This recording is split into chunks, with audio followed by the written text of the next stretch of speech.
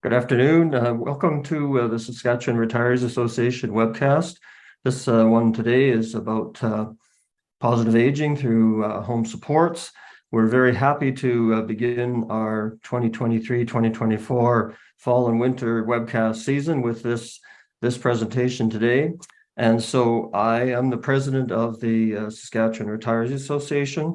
We're really happy to have 40 people logged in with us today. And so we hope that this will be an entertaining and informative afternoon for you. We have some really skilled and quality presenters with us today, and so we look forward to those presentations as we move into the afternoon. I also want to acknowledge that the land where this webcast originates is Treaty 4 territory, and we also acknowledge the treaties of 2, 5, 6, 7, 8, and 10, because this webcast goes out across a long distance with our members scattered across Western Canada. And so this Treaty 4 territory and the others are traditional territory of the Indigenous peoples and the homeland of the Métis. The SRA mandate is to provide services and support to retired public sector employees and families. We now have about almost 3,900 members, and we continue to strive towards providing services to retirees. With the support of about 70 organizational members now, including executive government, the Crowns, the agency boards and commissions, the universities, the regional colleges, Sask Polytech, and the Saskatchewan Health Authority, we have a large, diverse group of members that participate within the SRA. We know that strength together results from your support and your continued participation. And your ideas help the board and our committees make these kind of events possible and help guide our organization as we move along. As we move into the afternoon, we have a very brief agenda, some opening comments, a bit of a background on the topic of positive aging, and then we'll get into our speakers immediately.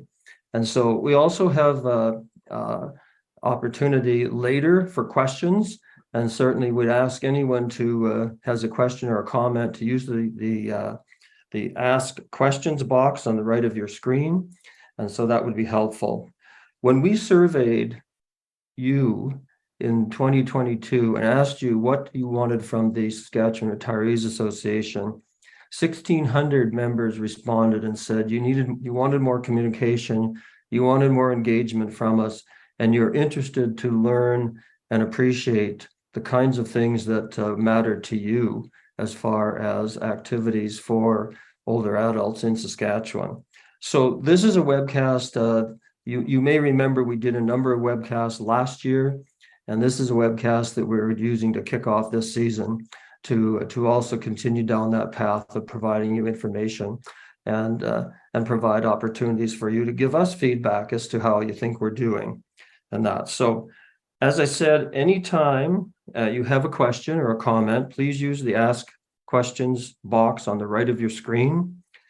When we get to the questions, we will be identifying the member by first name only, so that we know that you'll know that your question's being asked. And that way we can capture your name also in case we want to follow up at a later time with you in regards to the question. The questions may be grouped because often in these webcasts, we do get the same question from a number of people. So in that case, that's not that we're missing your question, but we may group it with others just to make sure that we provide the most amount of time for the most members to participate in our short time together. The webcast will be put on YouTube after for future viewing for both yourselves, and if you have friends and other members that missed today, that we've had a number of inquiries about that, and so it will be up on YouTube, same as we've done in the past. So watch for that in the coming days. We will get that posted there and available to you. I want to now introduce Lyle Fluter. Lyle is with the Membership Communications Committee. He will be helping us with the questions. He'll be doing the grouping and he will manage that part of the process. So through your efforts, through Ask Questions, they will go to Lyle. He'll get them organized for us, and then he will he will pass those forward to, I suppose it may come back to us from the SRA or from our guests from Saskatchewan Seniors Mechanism and that. So, okay. The other thing we should say is if you have technical difficulties during the webcast, click the tech support button on the top right of your screen, and there'll be some technically astute people try and help you overcome the situation that you may be in.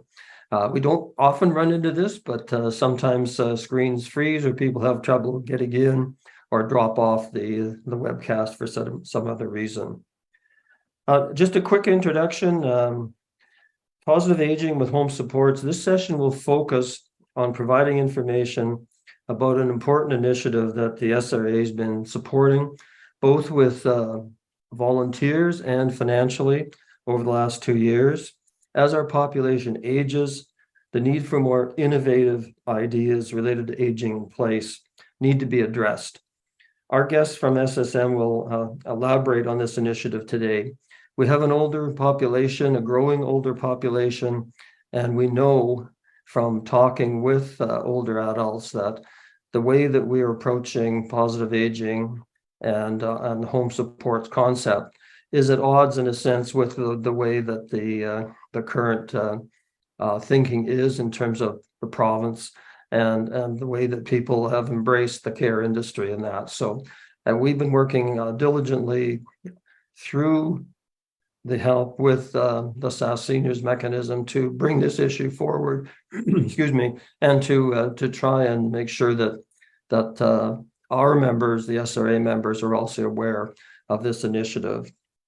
I'm now going to introduce Ken Lazinski. Ken is the committee chair for pensions and issues, and Ken is going to introduce our guest speakers. So over to you, Ken. Thank you, Randy. Good afternoon, folks. As Randy said, my name is Ken Lazinski. I am the chair of the Pensions and Issues Committee for SRA. It is my great pleasure today to introduce our two guest speakers, Shan Landry and Linda Anderson from the SSM, from the Saskatchewan Seniors Mechanism. First of all, Shan is an active older adult who enjoys contributing to her community through volunteer and contract work. Throughout her long career in healthcare, first as a social worker, then as a senior administrator, Shan has worked towards promoting the basic determinants of health and connecting traditional healthcare services to a wider role in improving community well-being.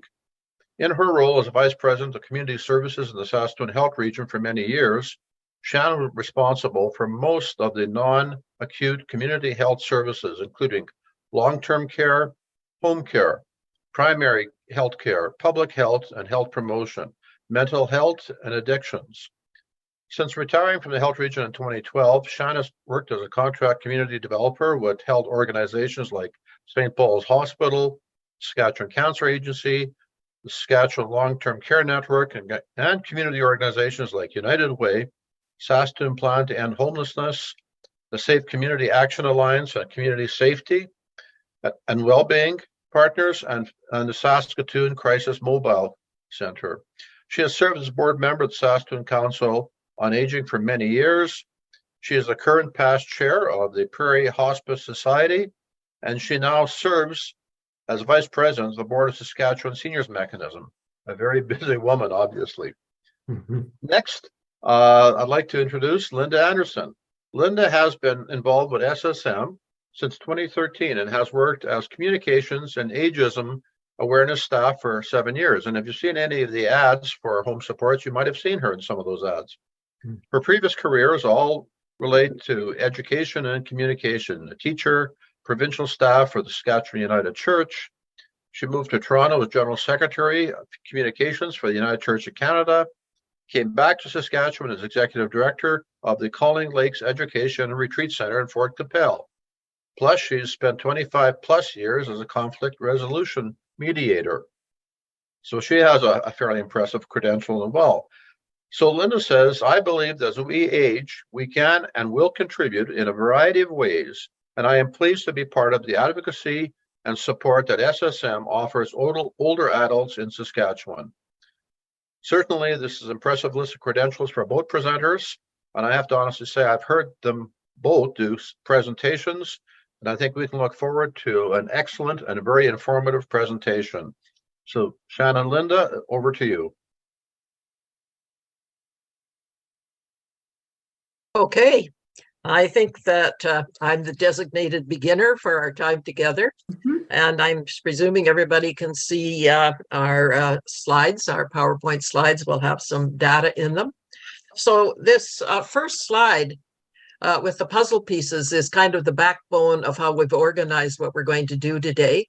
And each puzzle piece is a representative of one of the pieces of work that SSM is involved in, all of which are work together. We will emphasize our advocacy for home supports, but all of those pieces of work connect with one another. That's why they're fitted together there in the graphic.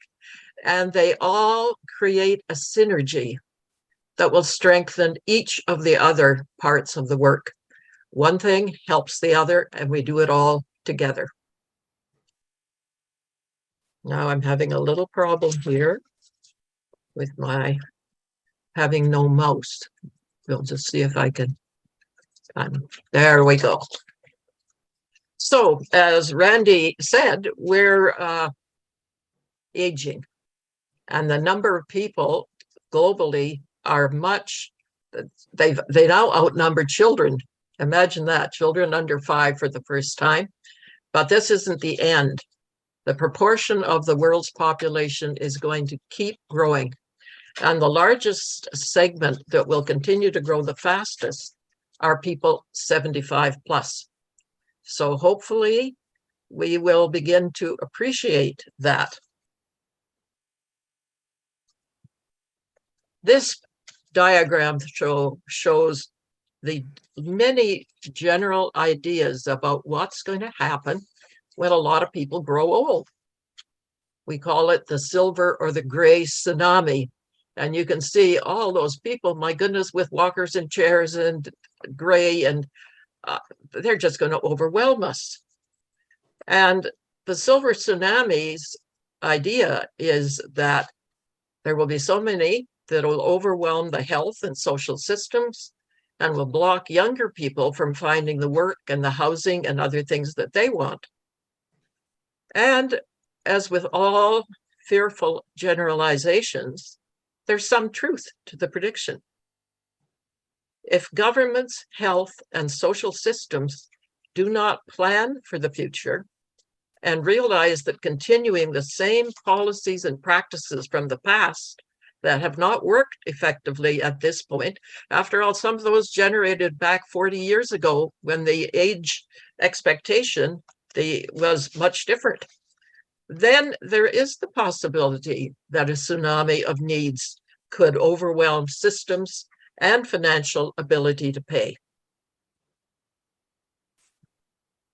Here's Canada's predicted silver tsunami. And by the time we get to 2040, life expectancy of 87 years and 36% of the population. Never mind the people that are living much longer than 87 and over 100. Mm-hmm. So I'd like to talk a little bit to remind us that there's another way to look at this large output of large growth of older people in Canada and the world. And this is becoming a good reference that's being used in other countries, particularly, I think, in countries that have fairly secure systems. And they're talking about the silver economy.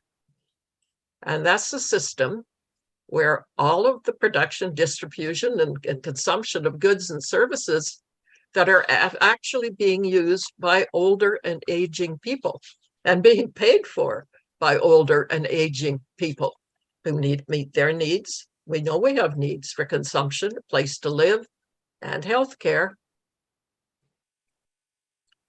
There's another aspect of silver economy, and SSM discovered that one when we did a survey back in 2018, published in 2019. And Randy did a whole lot of work on taking the figures out of that survey, the responses from over 2,000 people.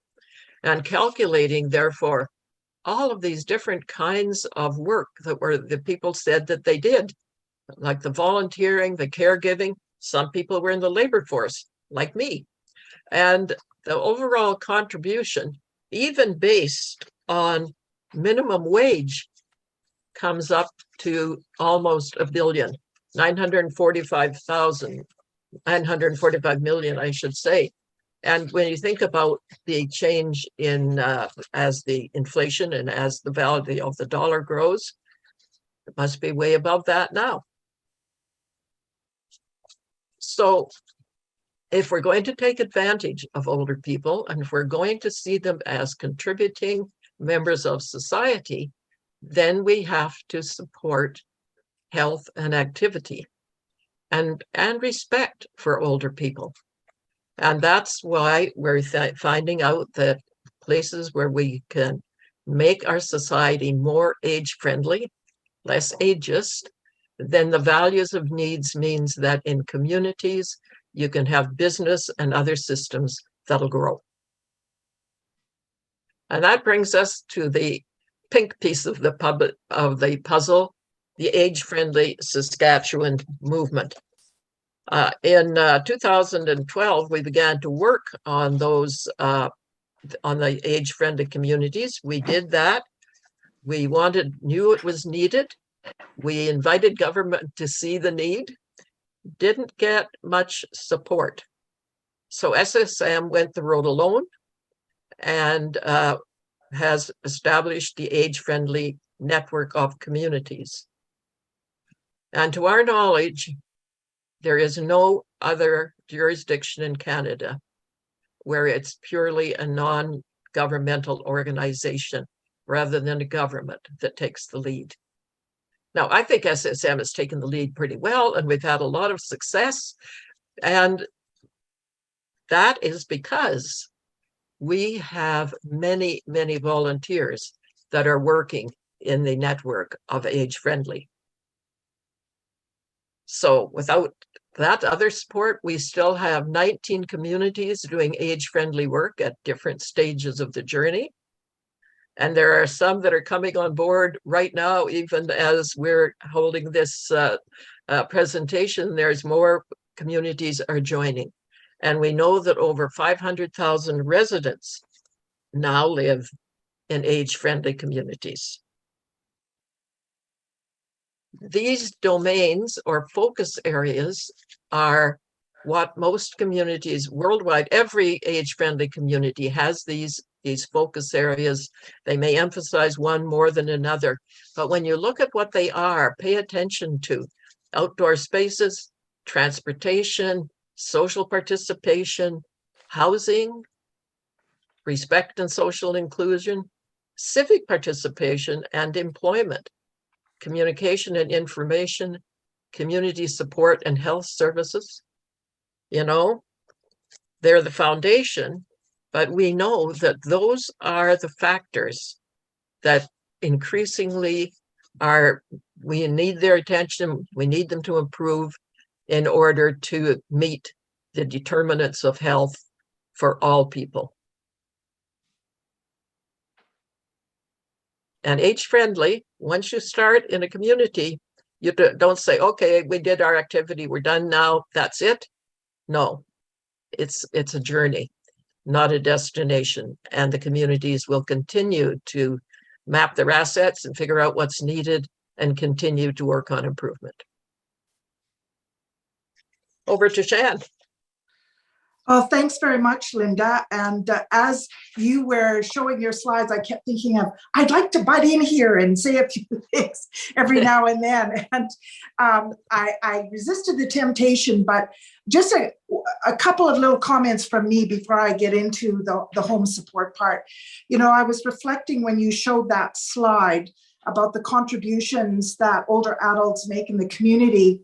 One of the groups that I worked with, the Saskatchewan Council on Aging, we did a survey of older adults and their experiences during the pandemic. And one of the things that we discovered was how thwarted people felt about not being able to go out and do their volunteerism. because the assumption, I think, in our communities was people can't go out to work.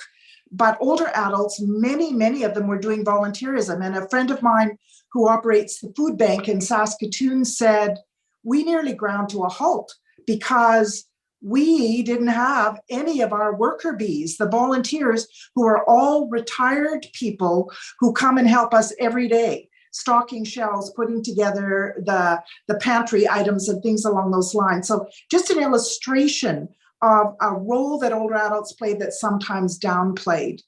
And the second one that I have in mind all the time is my sister, who's a grandparent, and who told me when she goes to pick up her grandchildren at the kindergarten, she joins a lineup of grandparents in the morning at 11:30, picking up kids and taking them home for lunch. And she said to me, I don't know where we'd be without grandparents, because the parents are working and the grandparents are making this part of our community work together. So just a couple of those little anecdotes to add to what you said, Linda, about older adults and the contributions that we make, that sometimes, whether it's due to ageism or whether it is simply just not a value put on it in the same way, gets disregarded. Our world goes round because we have all ages of people participating, and that's the age-friendly journey that I think that you were referring to as not a destination, but a journey.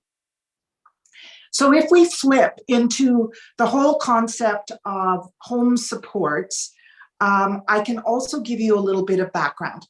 The survey that Linda referred to that the SSM did in between 2018 and 2020 surveyed well over 2,000 people in the province, asking them about what contributes to positive aging. And the answers that came back were many of the domains of age-friendly communities. So it was transportation, and it was housing, and it was civic engagement and communication. But overwhelmingly, there was this message that what contributes most to positive aging is people wanting to, I think Randy used a term already, age in place. The place where they choose is where they want to live. And in our survey, we did not get people telling us, build more nursing homes, build more hospital beds. What they told us was, we want to live in our own homes as long as possible. I am sure that not a single person watching and listening today wouldn't say the same thing. This is not a brand new concept. We want to stay in our communities where we feel we belong. And overwhelmingly, when we've said that in the past, governments have said, yeah, we want older adults to live in their own homes. But we recognize that's not happening to the extent that we would like it to happen. So if you move the slide onward, Linda, if we go into the next piece of the puzzle, well, I'll go into this first, and then we'll go on to the next piece of the puzzle. But we recognize that part of the reason that governments, they say we want older adults to live in their own homes, but it means that they have to think ahead. They have to be able to plan and create resources to support that. And our governments are run by a 4-year election cycle, and producing results in 4 years is extraordinarily difficult, as is also prevention. If you invest your money in preventing something from happening, then nobody knows that it didn't happen, because it didn't happen. So the demand going up for long-term care beds, or too many older adults in hospital right now, could possibly have been prevented by having some other alternatives, but nobody would have known that we would have reached this problem, and therefore the investment wouldn't have been recognized in the same way. Unfortunately, Saskatchewan is an outlier in Canada. We are the only province without a seniors strategy. So we don't have a game plan. We don't have a map that's showing us some of the destination points, some of the things that we would like to see happen gradually, and build on those. We also know that as human beings, our government's the same, we use last year's solutions for tomorrow's challenges. And that silver tsunami that Linda described is coming, it's starting to happen, and we're trying to apply the same kinds of results that we thought we got in the past and the resolutions for those things. And we need to be able to think with innovation. So our public focus as well is another thing that we need to influence a little bit. When people have a fire, they want a fire engine there to put out the fire.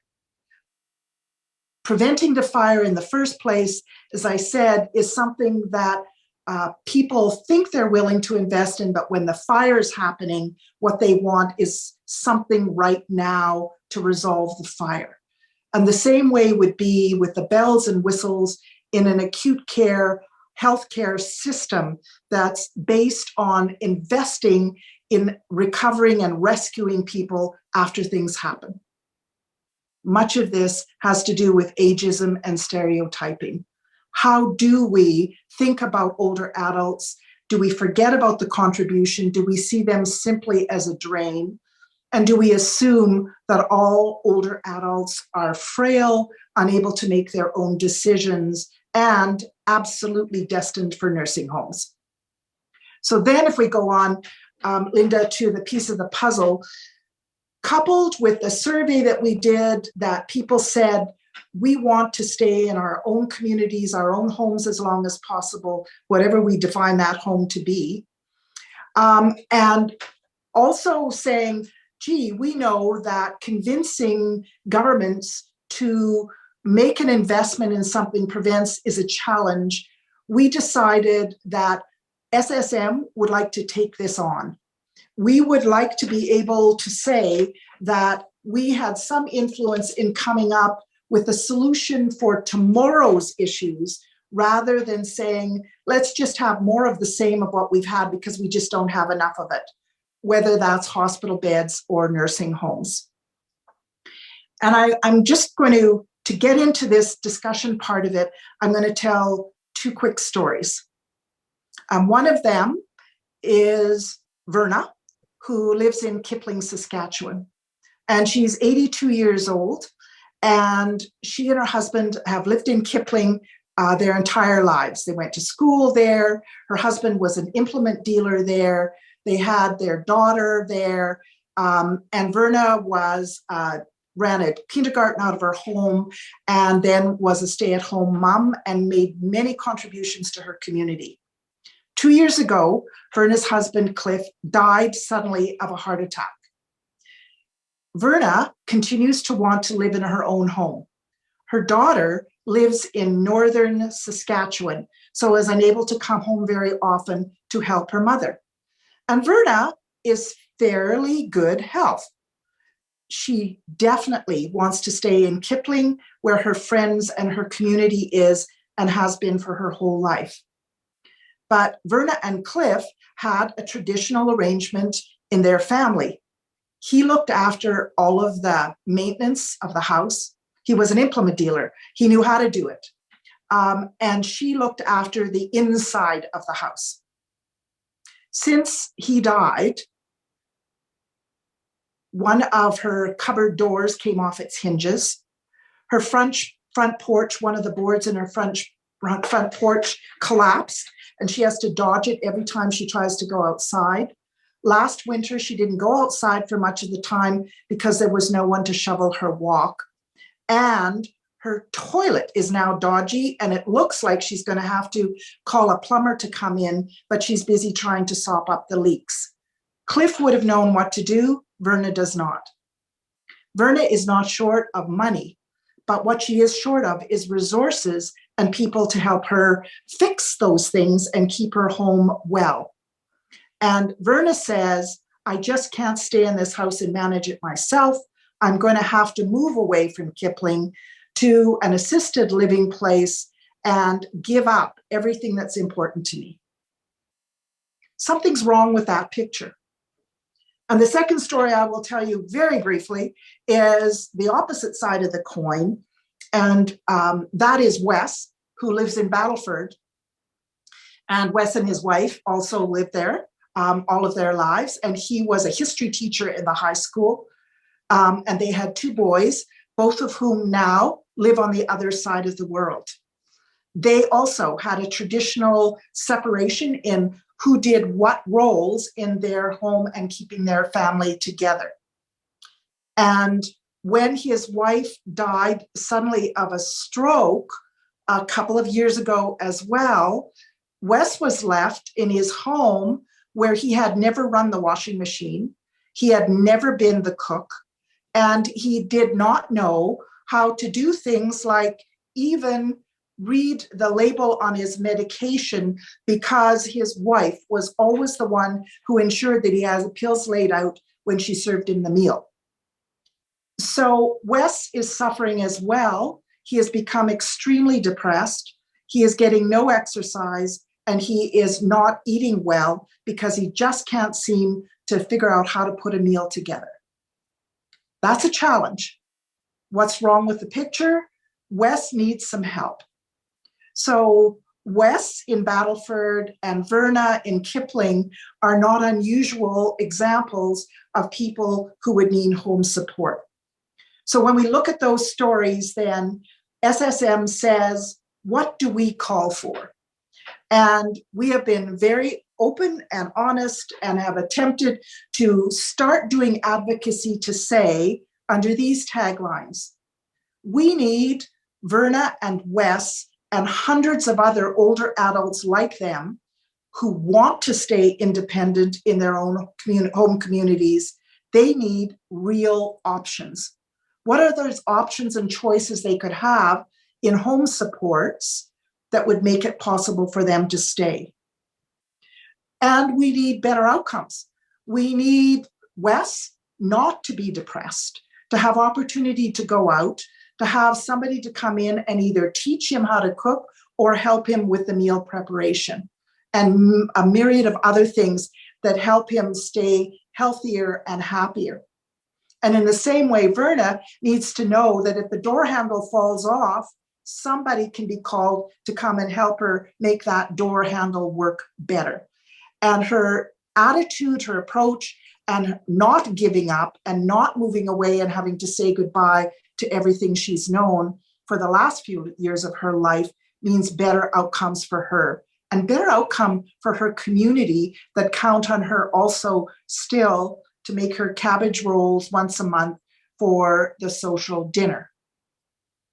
And also, SSM says, along with real options and better outcomes, we need lower costs. It doesn't cost as much to build a nursing home bed as it does to offer some home supports and some basic home care. And I'll talk in a minute a little bit about the difference between the two things. But home supports seem to be the key, that if we just put it in the lock and turned it a little bit, people like Verna and Wes would be able to stay in their own homes much longer. And we would be able to have a better investment in this province. So I'd like to go into a little bit more detail about the meaning behind these 3 taglines. Now, if Linda would move on to the real options one. When we first started talking about home supports, we knew that people needed a little bit of an illustration, just like I did when I told you those stories. To say we need home supports is one thing. People would say to us, but what does it look like? And so our real options are things like practical support, such as assistance with, again, what I've already given you the examples of: housekeeping, yard care, minor home care, home renovations, and pet care. If you can't get out and walk your dog, if you can't change the litter box for your cat, the companionship that we count on to make quality of life for ourselves is gone. And services to address particular medical and personal care needs. Consistent, trusted home care workers. One of the refrains we hear many times from people who actually get medical home care through the public health system is that every day a different worker shows up at their door to provide them with the dressing changes or some assistance with their medication or other things like that. And so we know that having somebody you can count on that you trust is absolutely important for older adults especially. And expanded in-home services to cover diverse needs. Many people who've lived in this province for a long time will remember when home care did do some of these basic home supports. Nowadays, that does not happen.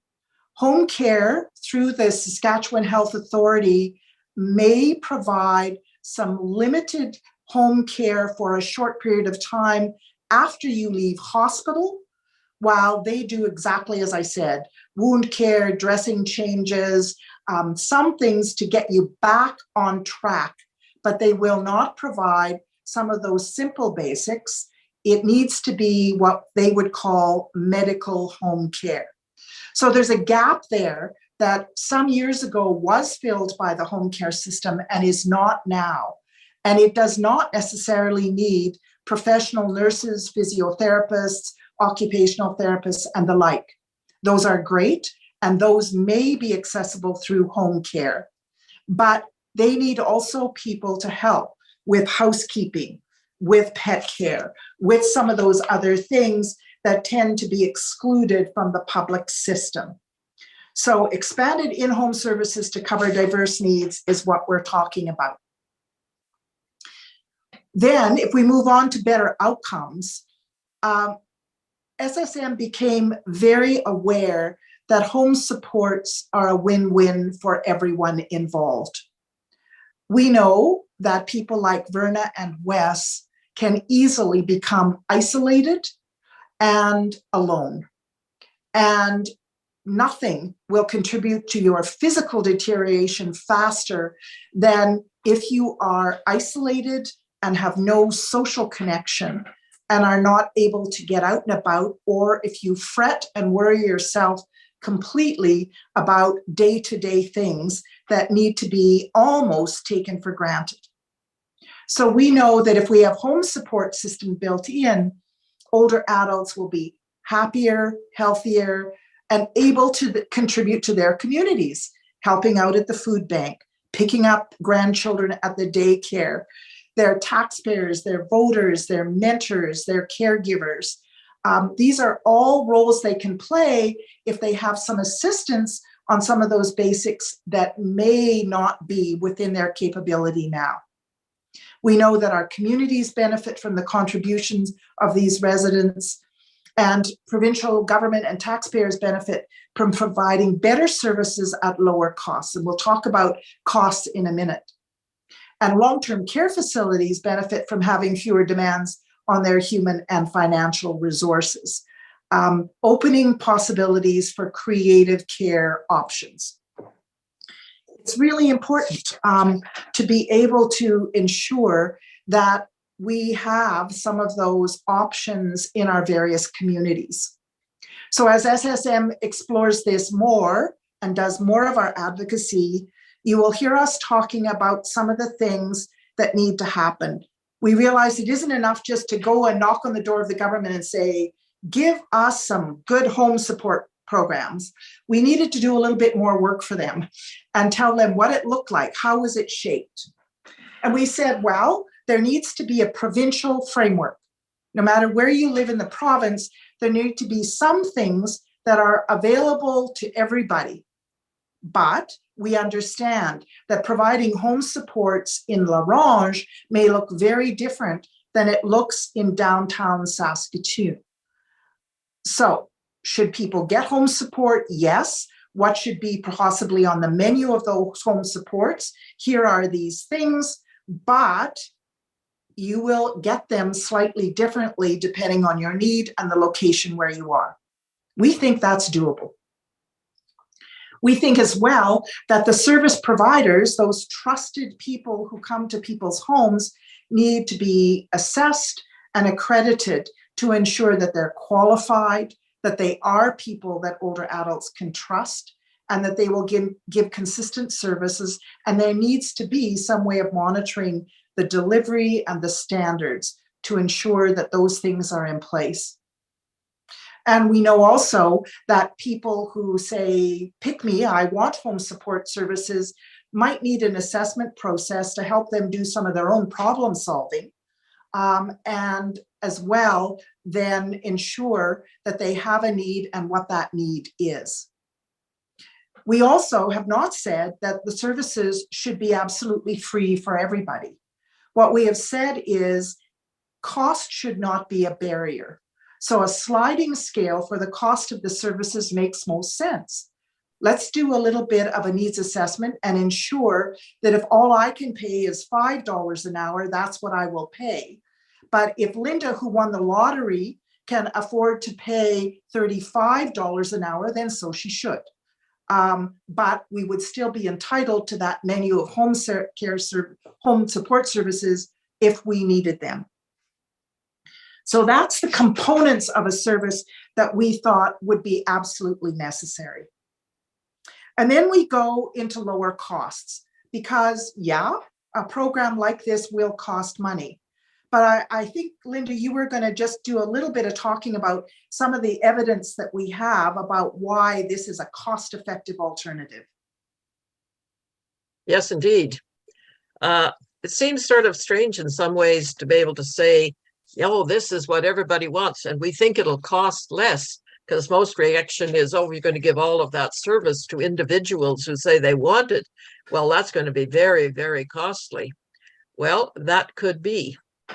A study out of Queen's University, led by Don Drummond, a very well-known economist, came up with results that showed that the costs of providing practical support so that older people who need help can stay in the home of their choice were much less expensive than hospital stays or long-term care. By the way, when we think about these subsidized long-term care paid for through our medical system, hospital stays, we do know that there's a gap in between called assisted living. But assisted living is not subsidized. If I want to go to one of those very lovely places with assisted living, I better calculate my own financial worth and how many years I can live there before I'll run out of money. And that is the assisted living often provides similar services and needs that home supports can do if they were done really well. I'm not saying do away with assisted living, because there's lots of people that's what it would be. I have a friend that I golfed with who sold her home and went into assisted living and loved it because she was an extrovert and she needed to have people around her. And so everybody is different, but an assisted living place can also be a home of our choice. And you know, if you're in one of those and you want extra, like some medical care, some extra care, you pay for it. And so again, they all come together in a continuum. But what the Queen's University study said was that institutional care was at that time, 2020, at least $60,000 annually per resident. Well, home supports that have a provincial framework and standards can do something different. And we know that municipalities need to play an essential role in supporting the process, because we see the providers, the businesses, the volunteer groups being from community. But there needs to be the framework, their investment by the province, at least, in order to have enough financial resources to make it stable. And municipalities cannot carry that all by themselves, and they've said so clearly. And as Shan said, the winner of the lottery can pay the price of any services that there are, but not everybody is going to have the financial resources to do so, because the services provided, if they're provided by businesses or by volunteer groups, everything costs in order to provide it. So two things can happen in home supports. One is that communities may develop businesses, service providing that wasn't even available before, whether you had money or you didn't have money. And secondly, home supports can actually use a sliding scale based on income or whatever method was devised so that it's accessible to everybody who needs it. So I thought, well, what is it like? I've been trying and looking to figure out what do we pay now? What does the government invest or pay now to support older adults? So, or anybody for that matter, in the first one, a hospital stay, $13.81. That's the base rate. Just being in there, having the nurses and the aides and all of the equipment and the building, that's what the base rate is. And if going just on the base rate, a week would be $12,567 and a month would be $51,400. You can calculate a year very easily. Hospitals are in there because in hospitals, there are older people who don't have a place to go. They can't go home. They don't have enough support. They can't get into a long-term care facility that's not open for them or they're not ready for it. That's often referred to as alternative level of care, people that are in hospitals, but they really shouldn't be there. There should be another way that they could be living. Would you want to live in a hospital for months at a time? I rather doubt it. And even just to throw this one in, when we talk about the crowding in hospitals and that people in ER can't find a ward or a bed to be put into, some of that, not all of it by any stretch, but some of it are beds that are being used for alternate level of care that could be addressed in other ways. So then let's go to the long-term care.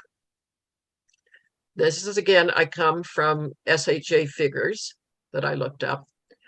1 day base system rate, $218. The base system, again, in long-term care, as it's being paid for, if you're going into long-term care, your own wealth, your own financial situation is assessed, and it's decided how much you will pay and how much will be paid for and subsidized through the health system. And the base rate, again, is very basic, not what you might need if there was more needs and different circumstances that there had to be. But even so, in long-term care, you've got the base rate, you got what 1 month would be, and it would probably be plus that, and what year would be. And most of that is being subsidized. That's what's being subsidized through the investment by the government in long-term care. So when they say they're going to add another 300 beds, well, you have at least that kind of investment, not to even mention having to find the staffing and what it might be needed in order to make not the hospital ward, people sitting in rooms or sitting in wheelchairs in the hallway, just sitting there. It's a whole different picture then.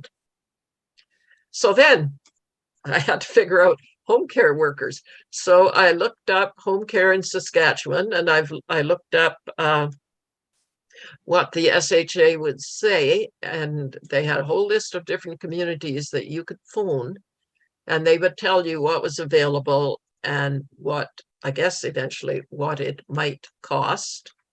That I didn't go about phoning all of that. Now, I have a friend who is public about this, and she actually did a video for us, a short video, Lynn Goldman, who is going blind. Her sight is deteriorating bit by bit and has gone quite badly now, but she's still active and going around, wants to stay in her home. And she was looking for what support could she get? because she would need obviously some care as the sight disappears. She phoned and phoned and talked and had a terrible time even trying to figure it out. In the end, because she does have good financial resources, she has found workers who she can trust that would be consistent, that can come and do some care. But she's the person who says, if only where there was just a number you could call where you could find out what and how, even you can go to the next step. But there was nothing. But let's go to the home care workers. So this is what if you had the usual kind of care for somebody to come in, maybe do meal preparation, maybe do some other kinds of care, this is what it would cost. So you can calculate out, suppose a person needed in a day 3 hours care. That would be quite a bit. That'd be a lot of time to come in. You could do some meals, you could do some housekeeping, or you could go out and do the yard work. 3 hours a day would give you a fair amount of help. So you take that at $30, and for a week, 3 times 30 would be $90 a day. For a week would be $630, right? Got my math cut. They're talking about math systems and how we should, those of us that learned our times tables, we were lucky because we can still do math without a calculator occasionally. One of those skills of older people, you know.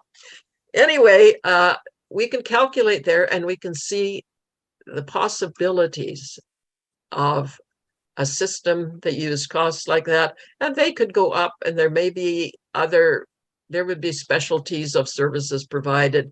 But right now, looking the costs we're spending in Saskatchewan, if we had even now simply more home care workers who could do something even similar to what we had in the past, you can see that the expenses are definitely less.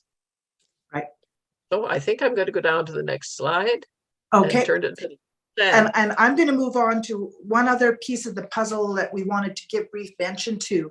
But I would like to emphasize one of the things that Linda said, which is it's not an either or. What we believe would make the best system in the province is one that meets our needs at all these different levels. So if Wes's wife didn't die of a stroke, but had dementia and needed long-term care, there might be a scenario where in their family, they needed home supports for him and long-term care for her. And in another scenario, somebody may say, I'd like to avoid going into a nursing home until I absolutely have to, when I just can't get out of bed on my own, but preventing rather than completely avoiding it for a period of time will be an investment. So our system needs to be integrated and it needs to be tailored individually for people. So SSM, our crusade, our desire to make home support something that our government will give serious mind to, make some changes and additions, that is a challenge. How do we turn it all around and get more impetus for this to start happening? And the answer, of course, is in small incremental steps.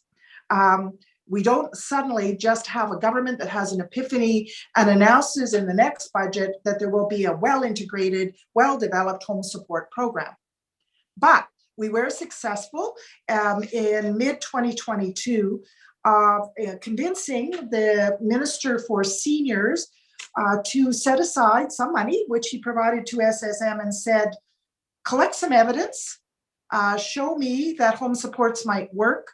Here's some money if you would like to provide grants to communities to experiment a little bit and show us what facilitating independence would look like.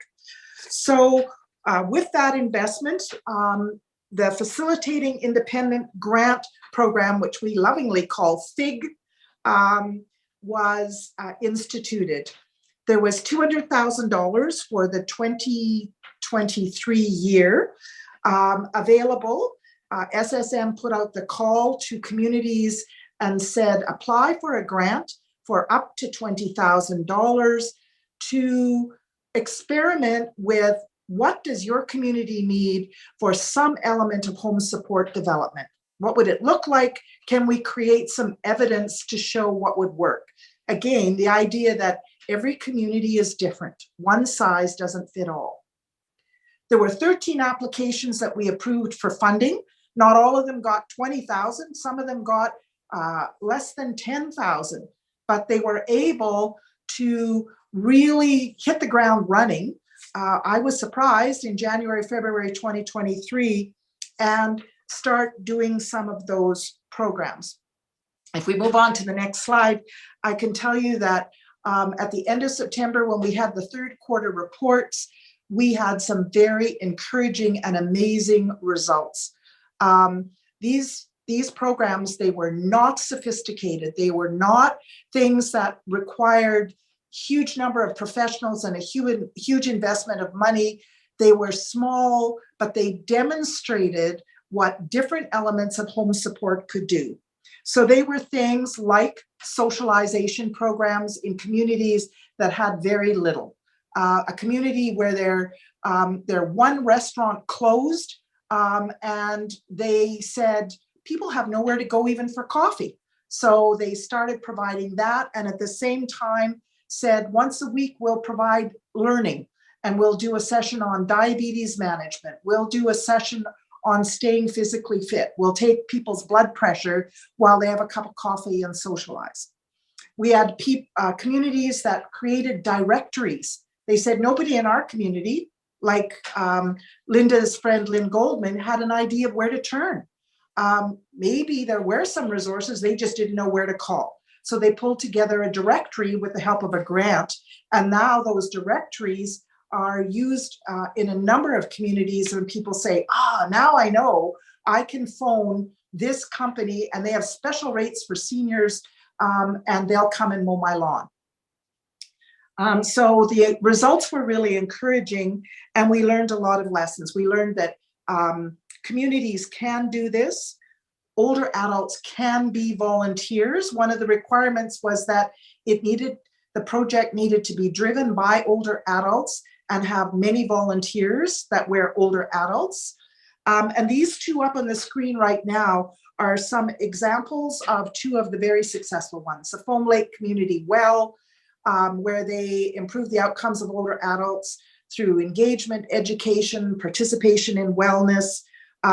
They invented a Grand Pals program, so they linked older adults with kids in the school.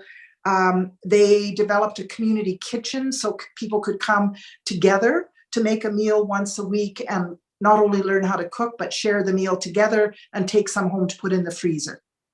And Strasbourg did a fall prevention program. They were one of the ones that developed a directory. I meant to have it beside me so I could hold it up, but it's a really amazing booklet that they can update regularly.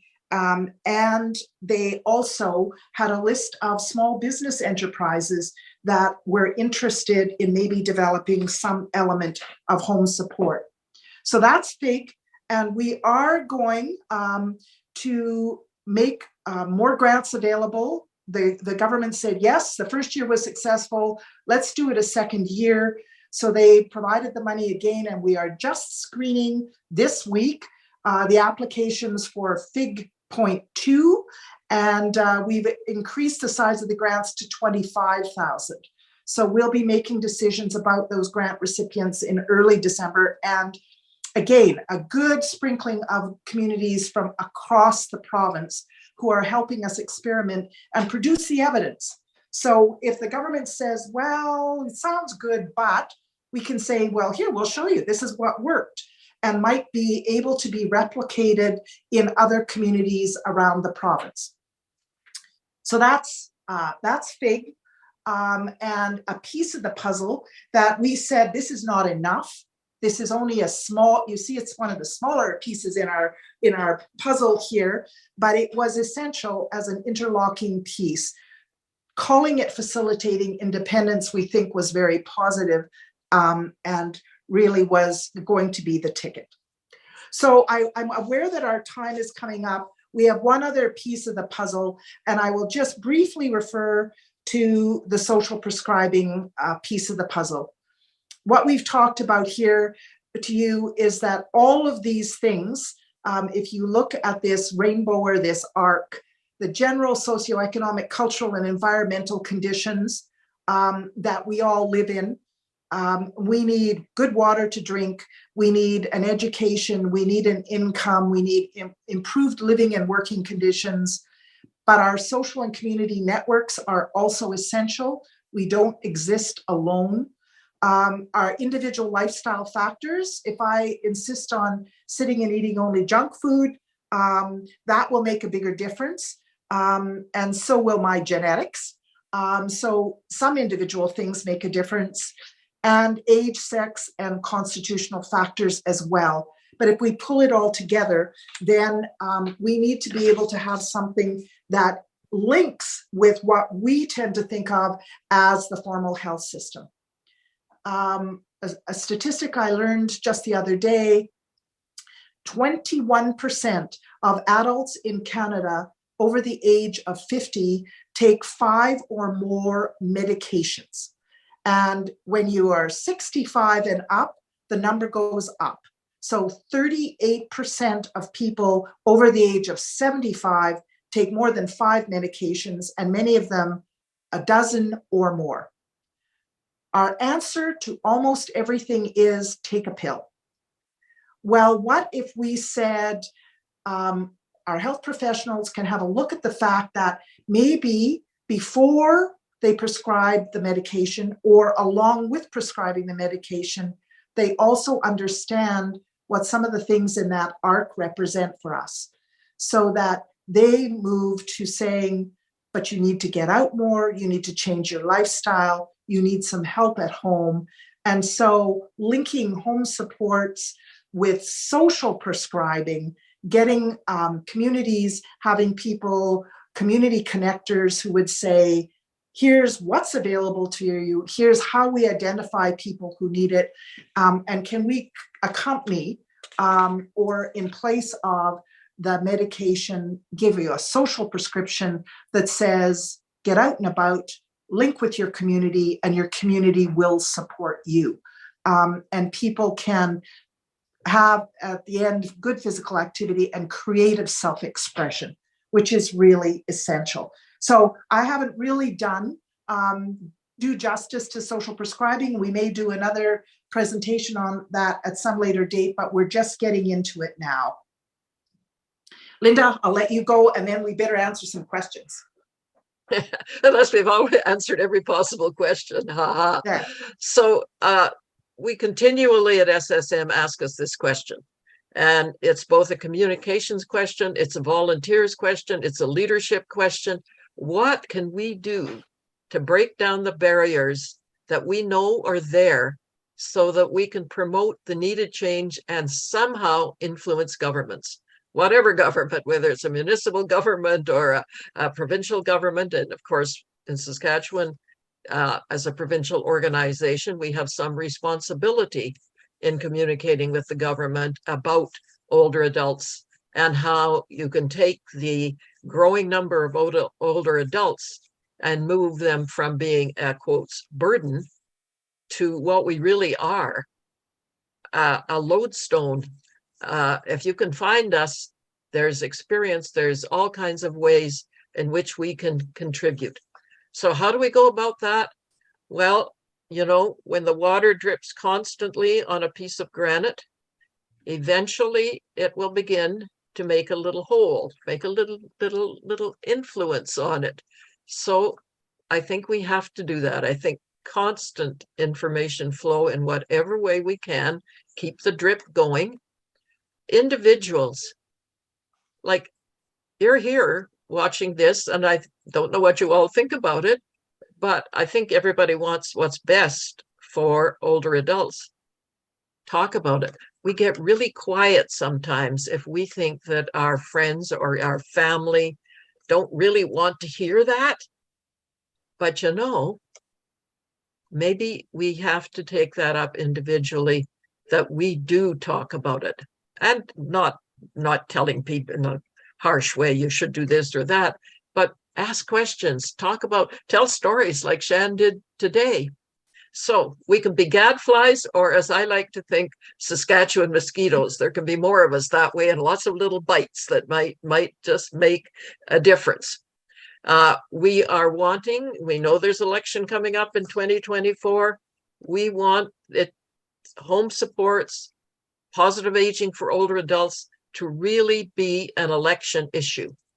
And we can think about all kinds of methods that might push the need for action. So whether we use the individuals that we have, we organize, paid advertisements we've used, but all kinds of ideas, and we have to get that organized and do that. At the same time, we can't do it all as SSM. We must work with all of you that are the member organizations. You are the gold of the SSM umbrella. Every organization has people in it that can volunteer, who have opinions, who can have energy. We need to keep strengthening our connections in the best way we can with the provincial government. We're pleased with the support from SUMA and SARM, and we want to keep growing that and reaching through their networks. We're pleased that we've been doing more work with the Saskatchewan Health Quality Council, and they have research about things like hospital stays and people that are left there, and all kinds of information that is helpful with us. And we think that they're probably our allies that we haven't met yet that we need to connect with. We do have 2 champions for change that are celebrities. Dr. Haley Wickenheiser and Jeffrey Straker have both agreed to be champions, and we'll keep using their publicity as well. So looking in 2024, these are the kinds of things that we're thinking about. Public awareness, election readiness, presentations, and some information will be, as social prescribing grows, I put it in there, even though that's not our real focus today, but that's going to get to the airwaves too. So I think that wraps up the presentation part, and I turn it over to somebody. I don't know whether I should keep sharing my screen or whether you want me to stop sharing. If you let me know, I'll try and do what's needed, and then we can do questions.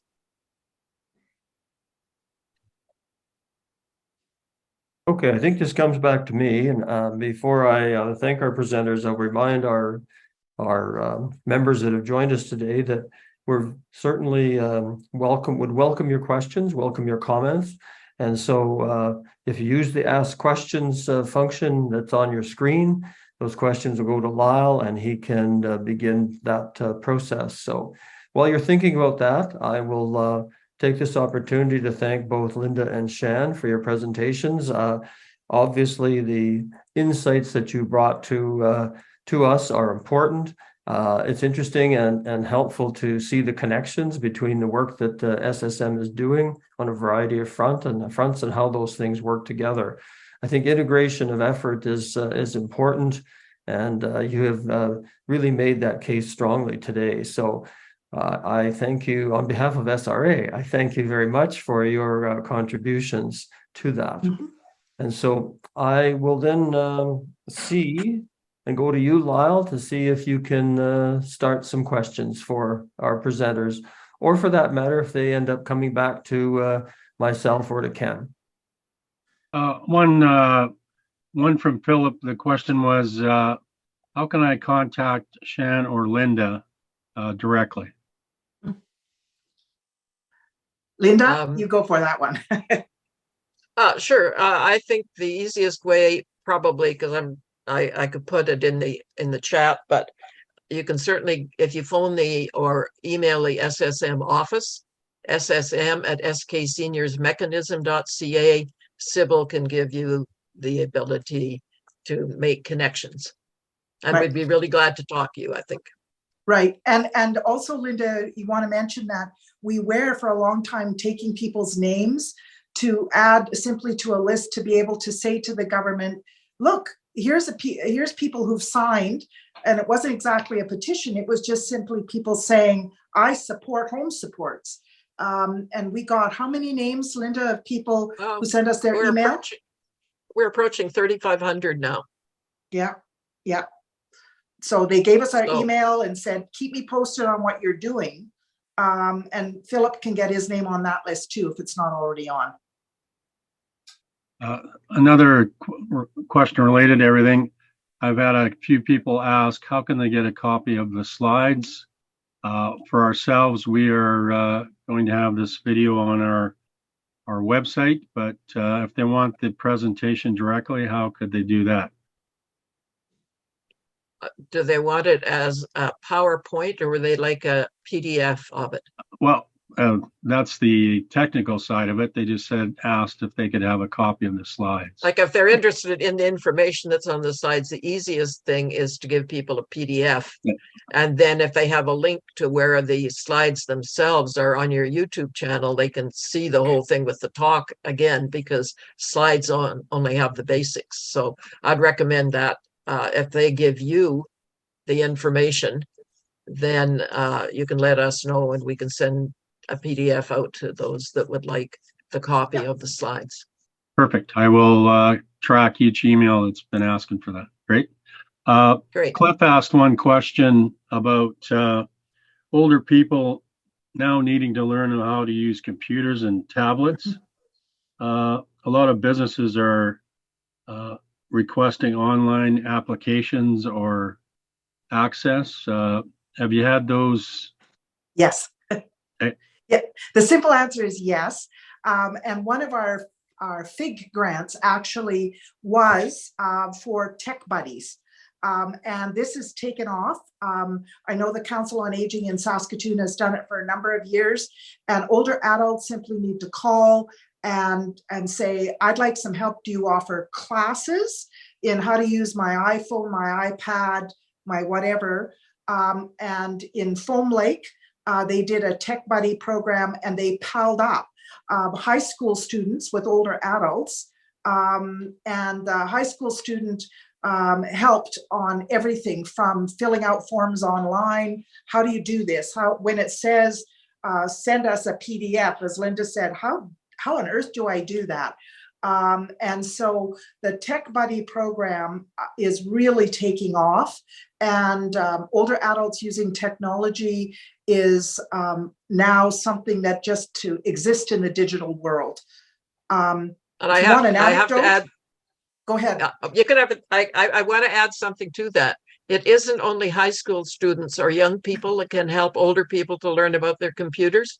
Yes. Many of us know how to do the computer. Many older adults. I mean, look, Shannon and I are here. We use our computers all the time, and we're not really that exceptional. So just keep that in mind too. Yes, and the Peer-to-peer. anecdote is that there was a fellow by the name of Dr. McSheffrey, who was a member of the Saskatoon Council on Aging. He was 87, and he offered the class that I took in how to take photographs on your iPhone. So Dr. McSheffrey was my role model. But also another anecdote is last week I lost my health card, and I was frantic. And I went online, and I have to tell you, I am pretty darn good, but it was a challenge to fill out the form to say, I want a new health card. And I honestly have to say that I didn't let it defeat me. And part of the thing is to not let it think that yourself, this is something I can't do. To just say, oh, I haven't learned how to do this yet. I will. Attitude makes a big difference. Thank you. Marie is asking again, could you slowly supply the email address she sends to get in contact with you? Okay, here we go. SSM, a Saskatchewan Seniors Mechanism, at SK Seniors Mechanism, all put together, .ca. Thank you. One of our questions from us, can you provide a consistent fact sheet that I can use or our members can use to promote the benefits of home support? I think as we think about preparation for election, that's something that we have in our communication list of up-to-date what we can say right now. And I think we need to produce that. And with the help of our organizations, get it out to as many people as we possibly can. Because that way, I know we've done it in the past at SSA, and we've done brochures, and we've done lists about ask your candidate at the door and things like that.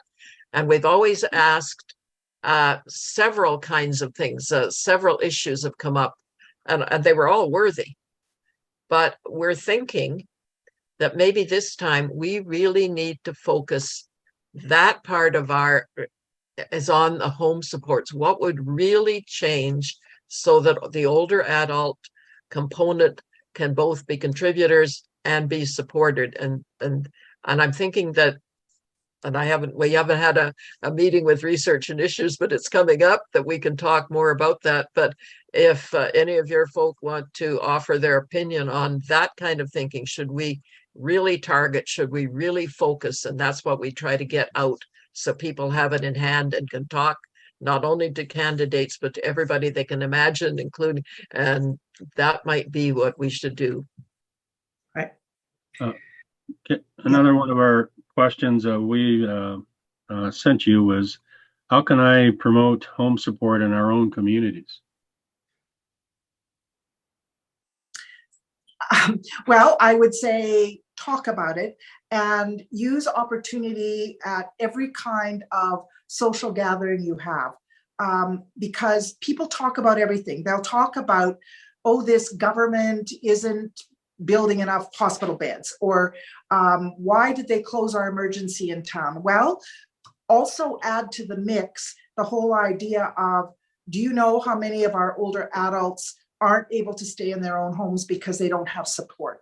And it can be done in a positive way, because we know what the answer is. It's not like just complaining about what isn't there. It is, here's a creative idea about what should be there, and what we should want to see happen. But everybody belongs, well, most of the people in this group also belong to organizations, and those organizations can take up the cause. It's how, as Linda said, the little drip on the stone starts to wear away and make a bigger impression. I don't know, Linda, if you have any other concrete suggestions. I really think those are the ones, and the ones that we tried to talk about in the slides themselves, but it really does depend on each person who wants this to happen, assessing what you can do, what are your own skills. Like some of us are talkers. Shannon and I can go out and talk to people. That's pretty obvious. And if you're more of an introvert, how would you? Well, could you write a letter? Could you talk with some friends at the bridge game or something like that, where it's easier to talk and maybe get some of them warmed up so that you're not just all alone? But I think if we're going to really make an effect, each and every one of us can take some challenge to do something, whether it's a letter to a paper, whether it's commenting, did you see this? By the way, just because I think it's interesting, I'm going to hold this up to my camera. What this is a magazine that came into my house yesterday, and it's a magazine called Broadview now. It's a magazine of the United Church and various other denominations have parts in it. But the cover just startled me, because I knew we were doing this today. It's a little advertisement on the front of the cover says, "Seniors Moment, why the so-called gray tsunami could benefit us all." And the article is excellent. And it talks about what other countries do. They talks a little bit about Japan with its great population of older people and how they're changing attitudes, because the biggest thing that we need to change is the attitude. I have an 89-year-old sister who lives in Lunenburg, and I keep working hard to get her to understand that her internalized ageism doesn't do her any good at all. But all of us on this broadcast grew up when ageism was accepted everywhere. And we're now at a point where it can't be used as an excuse to not do what is needed for those of us that are in this stage of life, which will benefit everybody in the other stages of life. Mhm. That's the key. Yeah. Got a question from George. He said, to what extent is SRA able to integrate with organizations for the disabled? I didn't quite follow that. Well, Maybe it's to you folks. it was to question to the Saskatchewan Retirees Association, but to what extent is SRA able to integrate, or SSM able to integrate with organizations for the disabled? Oh, Right. So, yeah, because ableism is part of what happens along with ageism too. So, and I think we do have some connections. We don't have one of the organizations for the disabled has not asked to be, say, a supporter organization, but that might be something to keep in mind if we have contacts. Yeah. That's one of the things that pops into my mind. I don't know if anything pops into Randy or Shan's mind that way.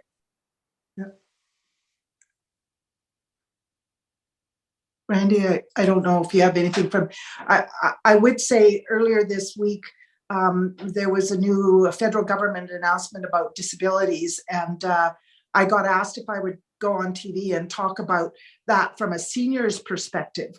And unfortunately, I wasn't able to go on at the time slot, but I said, please do not assume that disability includes all older adults. Yes, some older adults have disabilities, but it is not a given that the older we get, the more we will be disabled. And the person who was wanting someone to be interviewed was kind of surprised because, of course, they have this ageist attitude that every older adult is frail and has some sort of disability. So. Last question is one of ours. In what specific ways can family and friends help support the abilities of seniors to stay in their own homes for as long as they possibly can? I would answer by being really realistic about what they themselves can do. Sometimes families believe it falls entirely on their shoulders, and they burn themselves out very quickly by becoming caregivers, or in some cases by saying, well, we have no choice, mom has to come and live with us. And in some cases that may be ideal. Please don't get me wrong. But I think how family and friends can help the most is by knowing what their limitations are, then becoming an advocate and looking for the additional community resources to work with them in order to make this whole support mechanism work better for people to age in place. So it's a combination. It's not just a role for families who should be expected to do everything. And often we see families breaking down, and some of those individuals who are receiving alternate level of care in hospital are there because, as a last resort, their family said, I can't do this anymore, because they were not getting the help they needed. So home support, coupled with everything that everybody can put together to come up with a care plan, a support plan, it works best. Don't do it in isolation. Yeah, thank you. And maybe just picking up on that one, just quick. Loneliness and isolation. Mm-hmm. Keep in touch with your older friends that may be, whether they're living wherever they're living, because that's so needed all the time. Yeah. Thank you. I will pass it back. No other questions have come in since then, so I'll give the mic back to Randy. So thank you. And I'm just unmuting, so there we go. That's an excellent segue about what were some of the presentations that SRA has planned for the next while. And so we are doing a series of these, and so through feedback from members that we received from last year's presentations, plus the interaction with members, plus our board and committees, we've come up with a grouping of activities and that we will be putting forward in the new year run a series of these webcasts through to the spring. And so what we will be covering, one of them will be social isolation and loneliness. So that's the good segue there. So thank you for that. We also are planning to see if we can put on an update from Planera. Planera is now the official name of the new nonprofit that used to be called PIBA. So that's a group that is shifting on January 1st to their new structure and the new approach. And so we're looking, we do have a meeting with them in early January, and we'll invite them to come and join us and do a presentation like this. In the past, you had asked us to do something around wills and estates. And so we have that on our list of things to look at over the winter months. And then because there have been some significant changes with group medical services related to their structure, their technology, and some of the things related to our health and dental plans, that there's an anticipation that we will have a webcast put on by GMS to help our members understand what's changing in that organization.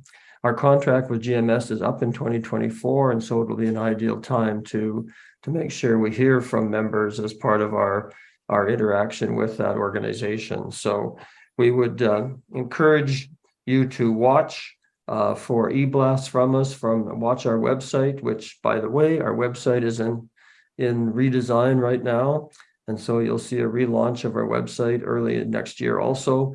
We think that will simplify your navigation. Going back to Shan's comment about trying to figure out how to get a health card, our website is a little clunky right now, and we anticipate that we will clean that up so it's easier for you to navigate around and find what you need there. So we are working on those things. The other thing I would just remind you, it's a long way away, but our annual meeting is set for May 23rd, 2024. I know that's like 5+ months away, but if you are curious or interested, please put that on your calendar and join us at that time. And so that begins to bring us to a close of today's session. I would want to take this opportunity to thank the roughly 45 members that joined us today. We had some additional log in or register, I should say, but we had about 45 people log in. And so we appreciate you giving up your time to listen and to participate with us today. And so I also want to obviously thank both Linda and Shan for being here. I know I have a variety of different roles in my life, and so I know both Linda and Shan very well. And so I appreciate the fact you've given up some of your time to come and speak to our members through the Retirees Association to bring this important topic forward. We at the SRA have been supportive through SSM for this initiative, and we will continue to do that. And so it's important to give you an opportunity to I guess, present directly to our members and help see if we can grow that list of 3,500 to a higher number. And that. So we thank you. We hope this information was useful, and that we hope that will leverage what we're doing through SSM and the SRA into our 3,900 members across Western Canada and the like. So for our members that aren't in Saskatchewan, we would still encourage you, where you may have senior strategies, senior advocates, etc., to share your experiences back through the SRA that we can share back with SSM to help the whole initiative of positive aging. At the conclusion of this session, there will be an opportunity for a short survey, an opportunity for you to give us some feedback about how this session went, what you thought went well, what you thought could be changed or improved. And we always ask for any indication you have as to future ideas for future webcasts that you think would be helpful.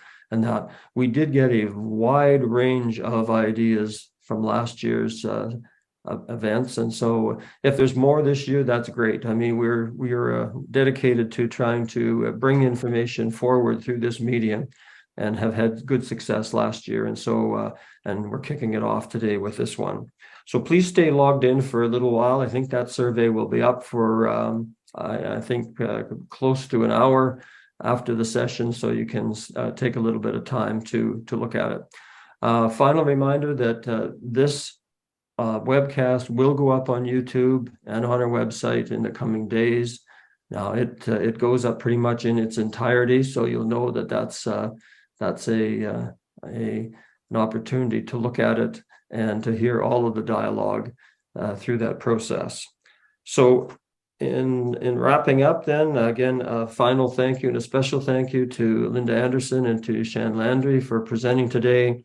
I also want to thank Ken Lazinski and Lyle Fluter for joining us and helping make sure that we pull this thing together and make it of quality and of interest to our members.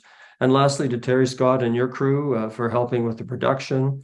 We appreciate the opportunity to work with you. Your group has helped us raise our bar in terms of how we communicate with our members.